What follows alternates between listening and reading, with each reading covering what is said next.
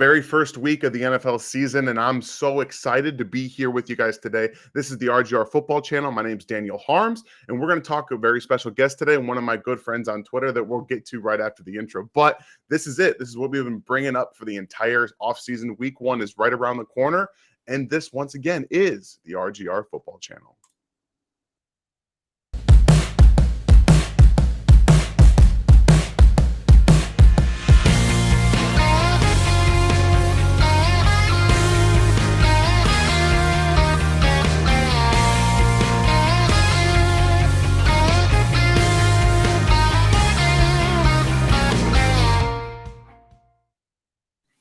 Like I said, guys, I have a very special guest for you. This is my good buddy, Damien Parson. You can follow him on Twitter at DP_NFL. He's a national scout for the Draft Network and writer for, if I can say that properly, Revenge of the Birds, which is the SB Nation Arizona Cardinals affiliate. How you doing, man? I'm good, bro. It's the day before Christmas, right? It's Christmas Eve. You know, we got NFL football, real live NFL football that matters. No disrespect to the preseason, but this is the things that actually go in the win-loss column. So I'm excited, bro. Exactly. Like, I can't wait. I know that it's not really everyone's game yet, but I like watching football, and like, it's opening. Like, it's just even days right before, it's like, yeah, we're here. But Thursday night football, like, this is real. And I can't. Exactly. I'm excited. I'm giddy, and like, I just want to watch football so bad. And this is one of the games that I think most people are going to be looking forward to, as the Arizona Cardinals typically start the season off quick, and they like to get out to a hot start. And right now, it feels like there's just this massive amount of unnecessary hate coming towards the Kansas City Chiefs that we've seen this season, this last week. There's been a ton of it. So I'm excited to see what they end up doing. But let's talk a little bit about the Arizona Cardinals. This is something that we all don't really all know a lot about. There's a lot of change right now going on in Arizona. They're also a pretty young team. Their defense, has one very young player, second-year player, Isaiah Simmons, or third-year player now, right? Mm-hmm. Third-year player. Okay, yeah, he's going to get the green dot this year. So how's Isaiah Simmons looking as the new leader of the Arizona Cardinals defense? Man, everything out of camp has just been, a lot of glowing reviews about him, right? He's going to play that star backer role where he's going to play linebacker and safety, going to kick over in the nickel, may play some outside depending on the matchups. He's going to more than likely match up with a lot of tight ends and just be that versatile piece. Like, he's an extremely athletic, just freak of nature at his size and his frame. And instead of pigeonholing him like they tried to do the first 2 years at just one specific spot, now they're like, you know what? Let's just let the flower bloom. Let him be who he is and just let him play his game. So it's going to be interesting to see. And he's taken a really big step in terms of leadership. And there was a quote out of camp where he says basically, he's holding everybody accountable. He said, I don't care if you're a second-year player or a 12-year player and you've won defensive player of the year multiple times, talking about J.J. Watt. He's like, I'm holding everyone accountable. And that's good, because this is a team that has lacked leadership from the top down, from the ownership to the GM to the head coach. Leadership hasn't been great. So having a young player like Isaiah Simmons to now step into that role to help a J.J. Watt and a Marcus Golden and Budda Baker and those guys, I'm really excited for his season. And then, of course, getting that matchup against more than likely, Travis Kelce at the tight end spot is going to be really interesting to see, because he has the physical tools to be a good matchup for Kelce. It's all depending on how they actually deploy him throughout the game. How do they make their adjustments and things like that as the game goes on this weekend? Yeah, one of the things that we've seen about Travis Kelce, specifically last year, is that teams were like, we're not dealing with this anymore. You want to line Kelce up on the line of scrimmage? We're going to beat him up. So I think there's going to be a nice little chess match between the Cardinals, really, with Isaiah Simmons and Kelce and Andy Reid, trying to see matchup-wise, are we going to line Kelce up off the line more this year, which I think they absolutely have to do if you want to extend his career with Patrick Mahomes. You can't let him keep getting beat up like that. And it's going to be a lot of fun to see how these two really coincide together, because when you create essentially, I heard a lot of flack about the Cardinals creating a position for Isaiah Simmons, but when you have a unicorn type player like that, you do whatever you have to do to get them the most comfortable and the most feel on the field. So I have no issues with them saying, look, we know that you're like this hybrid player. We're going to do what we can to make your spot on the field and your position the most comfortable for you. So I'm really looking forward to how they adapt to each other, how Travis Kelce and Isaiah Simmons play, how each of them are going to be able to take on each other. And really what that comes down to really leads into the secondary matchups. You have an unfortunate incident with Antonio Hamilton now on the NFL non-football injury list. Where is the secondary at in Arizona? How are they going to match up with the vast array of weapons that Kansas City now has at their disposal? It's going to be interesting to see how defense coordinator Vance Joseph game plans this. You traded for Trayvon Mullen, who I believe was a second round pick, and talking to some of my guys who cover the Raiders, he was like, he's a good player for us. It was like, he got hurt last year. He had an ankle and then a knee injury that really cut his season short. But it's like, bro, he's good downfield. He stays in phase. He runs with guys. He can be sticky. He doesn't have a lot of ball production in terms of plays on the football, not a ton of PBUs or interceptions, but he does a good job blanketing guys when they allowed him to. So I feel comfortable, with him. Of course, it's all about him getting the playbook down, the calls. And that's why, to me, how this matchup really falls on the shoulders of Vance Joseph. He's relied and leaned on a lot of zone coverage. And I tell everybody this, with zone coverage, it causes so much communication. And then with the way the offenses move pre-snap, a lot of shifts and motions and, stack sets, it's like, okay, all right, I'm playing deep thirds because it's cover 3, but I'm to the solo side and my guy is nobody in my area and my guy's doing a 10-yard breaking route inside.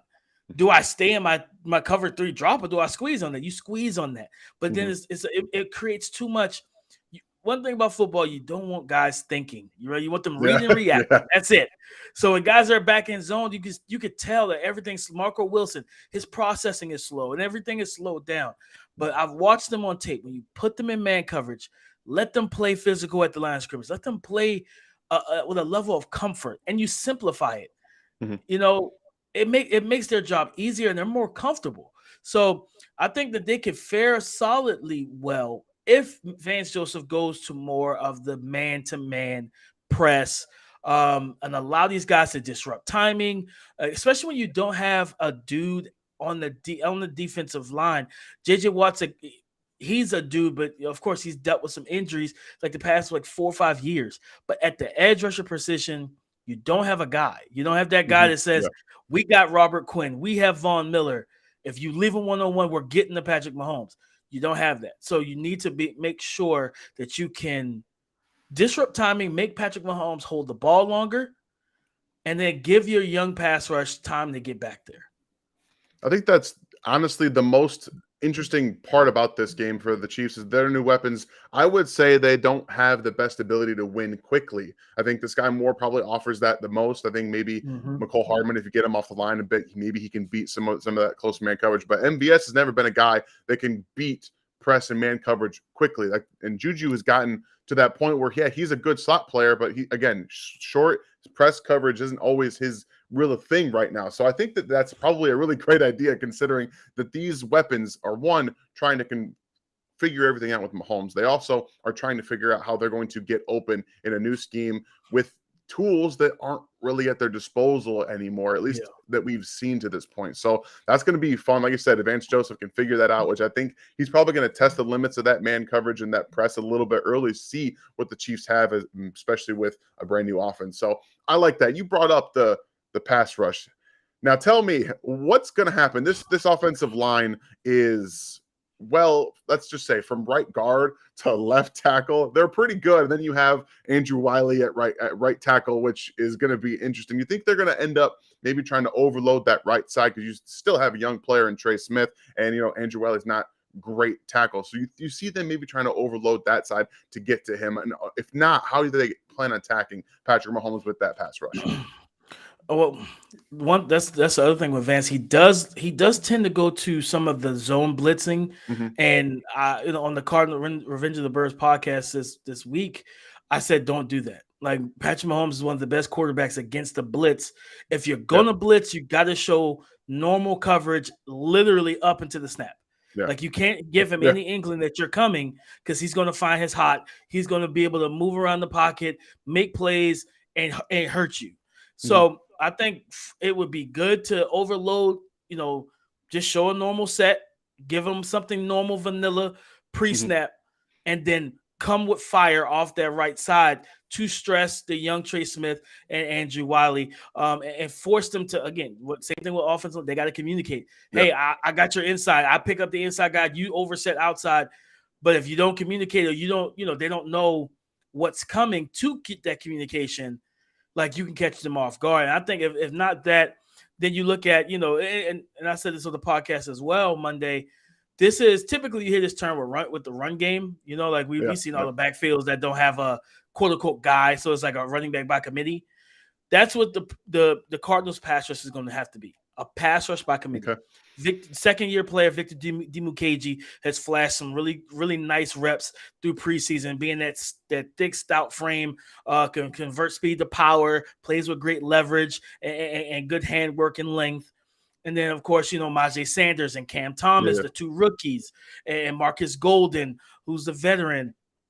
I think there was some concern he may not play this week, but we got to see what the injury report and everything comes out today after practice. So we'll see what's the injury report and everything looks like for the game as we get closer to it. But like you have a lot of guys that can range anywhere from 6 to 8 sacks, right? So you can still get 40, 45 sacks if everybody, Dennis Gardeck comes off the bench and sub packages and he gets back there. And the one guy I would watch as well is defensive end. He plays because, they run the 3-4. So he's like a 5 tech, but he'll kick inside to that kind of 3-4 is Michael Dogby. 34 and a half inch arms. He benched 225 almost 40 times coming out. He's extremely strong. He's got good quickness off the ball, great length. And he plays with just a relentless motor. And I think pairing him alongside of JJ Watt, because JJ Watt's going to get majority of the looks from any offensive line. So it's like if those guys can win their one-on-ones, if you can collapse that pocket and put pressure with 4 and allow you to drop back the other 7 and play drop 7 like that, that's what you want. So I think that's what it's going to be. It's going to be a lot of just mixing and matching of guys, right? See who's getting back there, who's being consistent with their pass rush reps, and kind of trying to roll the hot hand, ride the hot hand in the sort. And you typically don't hear that when you talk about a pass rush. So it's going to be interesting to see how this whole thing plays out. Yeah, I love that. I'm hoping JJ Watt's healthy. I'd like to see a battle on the interior, and especially because I think he's going to be more of that shaded to the inside of the tackle. I don't think he's necessarily going to be on the outside, really rushing from that wide 9 type of position. Really not his game anymore. He's got to get inside and get some of those interior gaps. So I want to see a good matchup between him, Orlando Brown Jr., and Joe Thuney, honestly. I think that'd be a lot of fun to watch. So I'm hoping he's back, he's healthy, and ready to go. You talked a little bit about the injuries, and we're going to flip over now to the Arizona Cardinals offense, because this is where I got to tell you, I'm a little worried as an outside looker at the Arizona Cardinals wide receivers. I know that this Chiefs defense is not got a lot of experience. It's still young. You don't have necessarily any elite corners in terms of what the national media talks about. But I personally think that regardless of his size, that Trent McDuffie is a guy that you can have trust on the outside. You're looking at the wide receivers. You don't have DeAndre Hopkins. You have some injuries now popping up, and I'm looking at the depth chart. You got 5 receivers right now. Am I wrong about that, or is that they have 5 receivers active? Okay.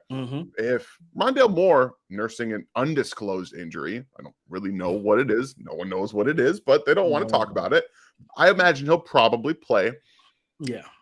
Him, Andy Isabella, Marquise Brown, Greg Dortch. These guys don't have a lot of size. Like, what are they going to do with this offense? And I know that Kyler Murray, I think he's a very excellent quarterback. I think he's probably a fringe top 10 quarterback in terms of what he brings mentally. What his legs are different. Like, they're just different. He can run and do so many different things. What are they going to do with this kind of almost makeshift wide receiver core that they have right now? Right now, what I expect to see is they're gonna test teams, horizontally first off. with the Okay. speed that they Andy Isabella, Rondale Moore, Marquise Brown, Greg Dortch are all guys who can run Yeah. and get open quickly. So like you start running a lot of the mesh concepts and deep overs and crossers.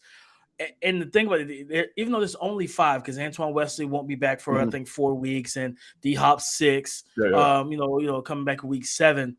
But the really big thing is this is probably shaping up to be more of a run, not run heavy, but more balanced. And the reason why I say that is you look at the additions to the interior offensive line this offseason.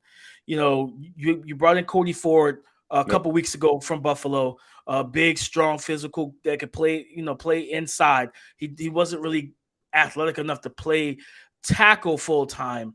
So putting him inside, reducing the space that he has to cover is perfect. Will Hernandez, another just a bouncer type. He was always that physical, just road grader that gets vertical push.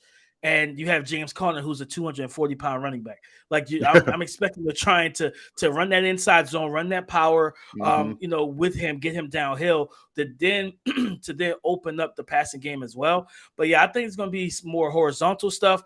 The key to watch also, of course, is Marquise Brown and that connection he has with Kyler. Kyler is one of the best deep ball passers in the NFL, and especially when he has all his weapons, right? Yeah, exactly. And Marquise Brown's his best friend, the guy who he played with at Oklahoma, and he's got that. We don't actually know what Marquise Brown actually runs. I think he's like a 4.2, 4. Something he's like got that. that elite type of speed, right? So and I think you watch the tape of what he did for Baltimore. A lot of people ragged on him, had some drops, but when you really look at the tape, and not from just a pure production standpoint, he pulled coverages a lot. Exactly. Rashad Bateman ate and got open because of Marquise Brown. Mark Andrews got open because of Marquise Brown.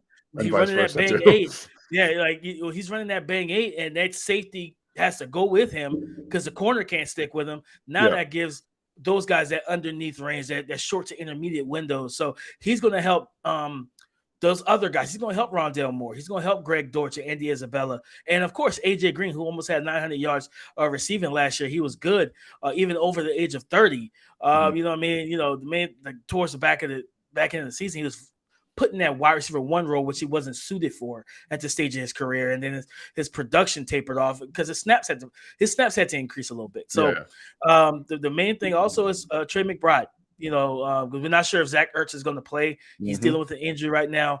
But if Trey McBride and Max Williams, that's the other part of they kept 5 running backs too.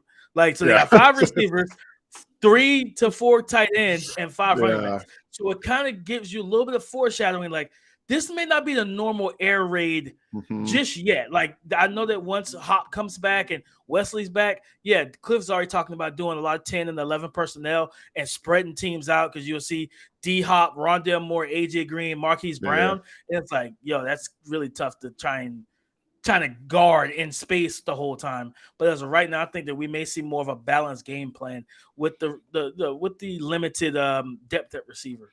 Yeah, it wouldn't surprise me to see a little bit more 21 in terms of 2 running backs, like James Conner, Benjamin, even Darrell Williams to an extent on the field. Same time with, he's more of a pass catching option right now anyway. So that definitely makes a lot of sense. You can try to attack some of the linebackers out of the backfield. But I think that's where the Chiefs finally have a little bit of strength in their team. The linebackers look pretty good finally for the first time in a decade, ever since, Derek Johnson left. So this is one of those interesting battles because, like you talked about, I think that him being, Cliff being a little bit more balanced isn't always what he wants to do. It kind of fights his initial tendencies, and that can be this chess match within himself on this game. So these running backs, I think specifically when you line everybody up wide, you should be able to find more matchups, because that would put the Chiefs in a zone or a nickel or a dime defense, which is where they ideally want to be anyway. And then you're going to hope that this rushing defense that was bottom 5 in the NFL the last couple of seasons, you can just start to eat away at that with James Conner, who can start to, bully some guys and really make an impact. So Kyler Murray, this is the end all be all for the way he attacks healthy. The way he attacks defenses when he's healthy is among the elite players at the position. Jalen Hurts, in terms of dual rushes. You talk about Jalen Hurts, talk about Lamar Jackson, and Kyler Murray I think that Josh Allen's a little bit different because of the way that he does it, because he just Yeah, says, yeah. I'm a tight end, I'm going to bowl you over. But the Right. speed and the elusiveness that he has in the open field, how do you expect them to use his legs in the first game, especially with an offensive line who, yeah, you got some different pieces, some bigger guys in there, where the return of Rodney Hudson is huge for that offensive line. And Yes. I think that that's going to help them at least get some of those pass rush lanes fixed. But I don't expect them to continue that all game. How is he going to be able to get outside the pocket? And what did the Cardinals have to do to help him use his legs a little bit more in this game? Man, I'm call some zone read. And one of the things you talked about, maybe going to some 21 personnel, come out, 21 and some 22, whatever. Come out dual backs in the backfield with Connor and Eno Benjamin, and give me a little option. You know what I'm saying? Yeah. Give me a little option off the zone read. Force that backside in to put them in conflict, right? Because that's not something that teams that are used to seeing defensively when game planning for the Cardinals. You have one of the more dynamic runners in the entire NFL. This is a guy that coming out of college, they said he was faster in the 40 than Marquise Brown. Like, you know what I'm saying? So they said Marquise Brown could get him in the 100, but he's faster in the 40. So it's like that shows that short area burst, quickness, and explosiveness, which we've seen on display since he came in the league. One thing that we talked about on the pod Monday was he didn't run a lot last year, guys. Like, he did not run a lot. And could it have been because he knew, hey, I want to get paid this offseason, so I'm not trying to take a big hit, too many big hits, or really, really get hurt and I'm out for the season. And then they start questioning my durability. Can I hang? Things of that nature. He had the sprained ankle. But that kept him out just a couple weeks, but that's better than having a broken collarbone. You know what I mean? Or broken ribs that like Tua got when he got clean shot and took him out like 4 weeks. So he missed almost a month. So it's like, you don't want that. So it's like, what was Kyler being more deliberate and more business minded with his running attempts last year? Because the previous years he was in the 500 range, 600 range as a rusher. I think that they will probably go ahead and get him back.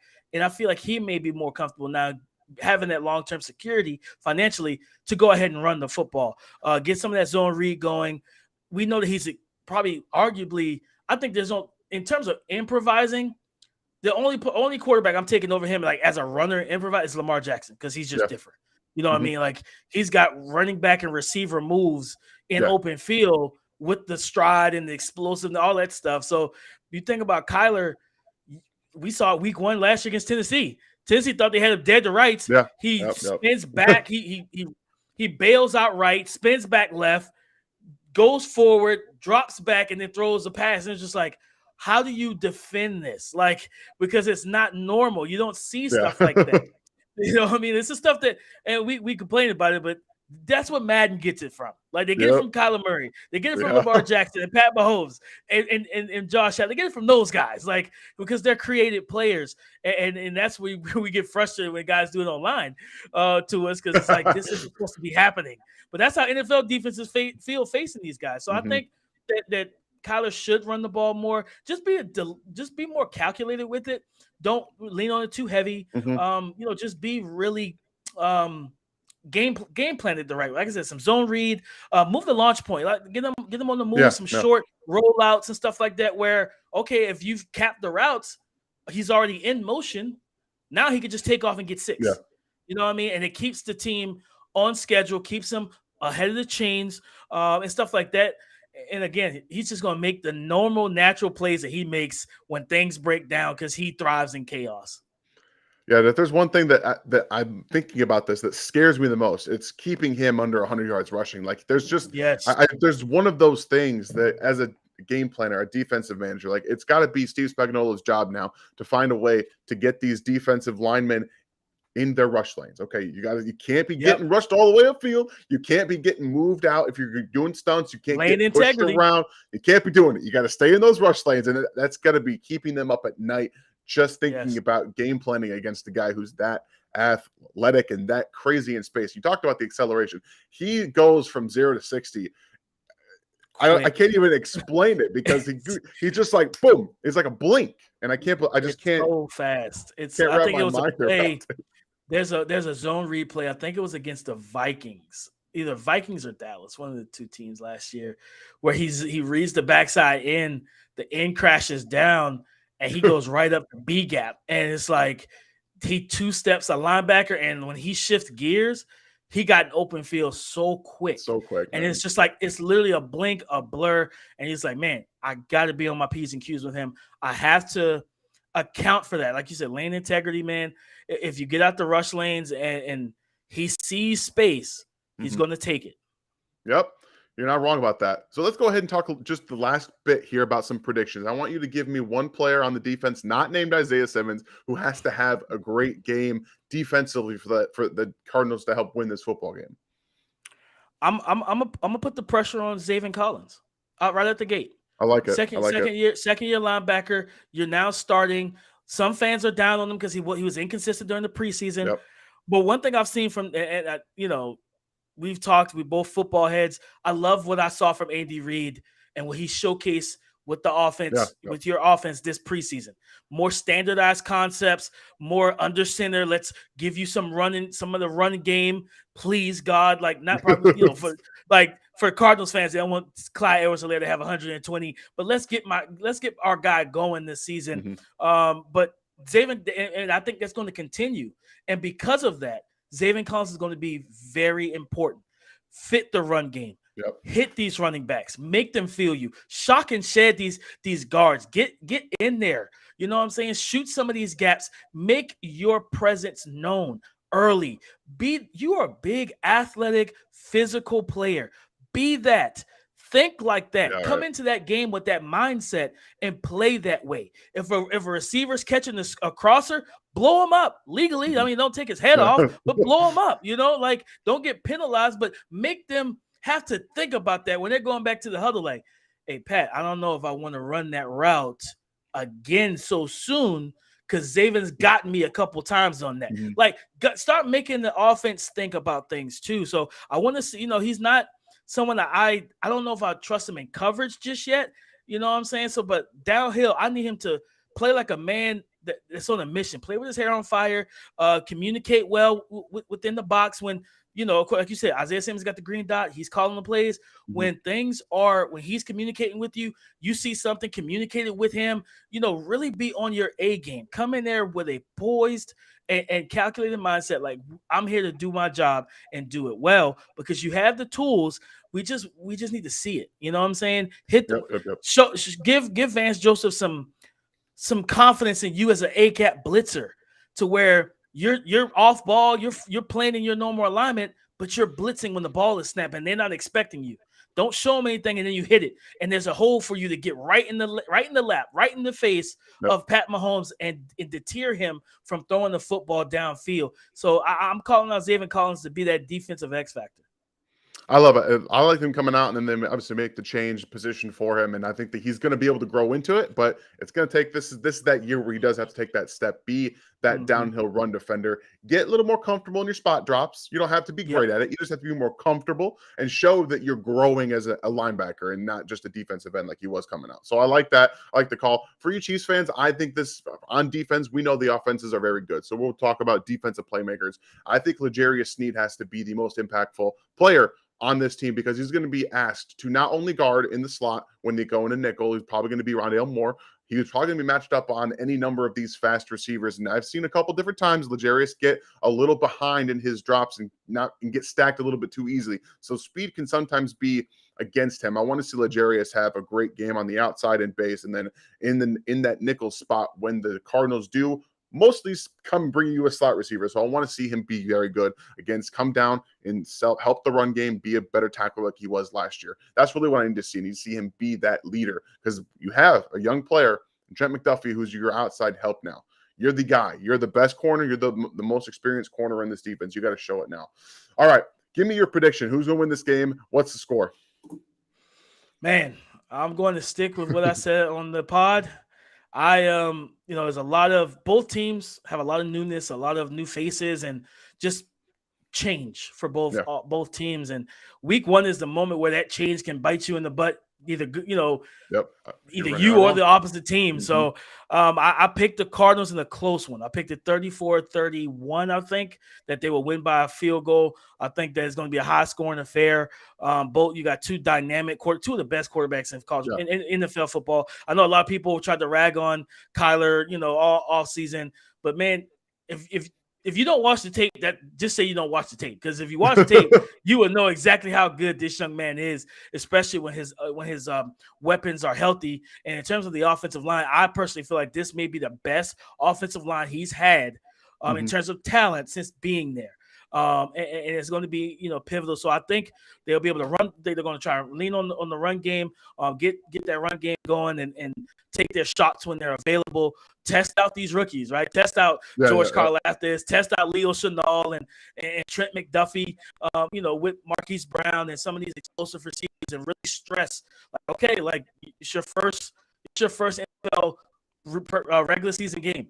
Like you good play callers attack the rookies. Yep, that's just to make them prove themselves. So I think it's going to be a high scoring affair. And I'm gonna lean on the Cardinals. It is at home. I think especially for them, which is crazy because this kind of goes both ways. The Cardinals need it. They need to win this game. Shut the noise, the arrests, the suspensions, the contract, all the negativity. You guys dealt with negativity simply because you traded Tyreek Hill, and people want to rag on Pat Mahomes because he's won Super Bowls and he's dominated the AFC over the past 4 years. Well, since he came in, technically. So that's why people are ragging on you guys. The Cardinals just wrote a whole book on how not to have an offseason, and now you got to go out here and win this game. So people forget, hey, we gave our franchise quarterback a study clause, and it got leaked. Nobody's going to talk about that if you start 7-0 this year. It's not going to be a discussion point. So that's why I think the need is so much greater for this team, for the Cardinals, than it is the Chiefs, because the Chiefs are still a well-coached team that's going to be able to find their way. Yeah, I'm not surprised we see this a little differently. And if you guys want to know, the game plan video will be released on Friday. You get to see my actual predictions. And I think this is going to be a lot of fun. It's going to be a fun week 1 matchup between 2 high-scoring offenses. The defense is still trying to figure it out. And just remember, guys, this is week 1. It's going to be fun to watch. Sit back. The NFL's here. We're excited. We're excited to watch it. I can't wait. This is going to be such a great. Minds. Don't do it. Minds, no don't matter what happens. It's like 17 more weeks. I promise you, nobody picked the Cardinals to beat Tennessee last year. They throttled them, right? It's week 1. Things happen like that. So just, hey, no matter what happens, don't drink yourself in your tears. Don't lose your minds. Just regroup, watch the tape, enjoy football, man. We got football this Sunday, and it's gonna be like this until February, guys. Exactly. That's right. And we all know, even though that could happen, Chiefs haven't lost a week 1 game since 2015. So there is that to say. I hope you guys have a great day. We'll see you next time. And by the way, in the comment section, give me the one thing I want you guys to tell me with my new series on In Harm's Way. Who do you think is going to be put in harm's way? What player on the Kansas City do you think is going to be highlighted in that video? I want to see who you guys can get on there to see who's going to have it, whether it's going to be Leo Chenal laying a big hit, whether it's going to be Patrick Mahomes lighting up a defense. It doesn't matter. I want to see who you guys want it to see and want it to be on for the video next week. So once again, I appreciate you guys' support. Hit that like, the bell, and the sub on YouTube. Please, we appreciate it so much. You guys have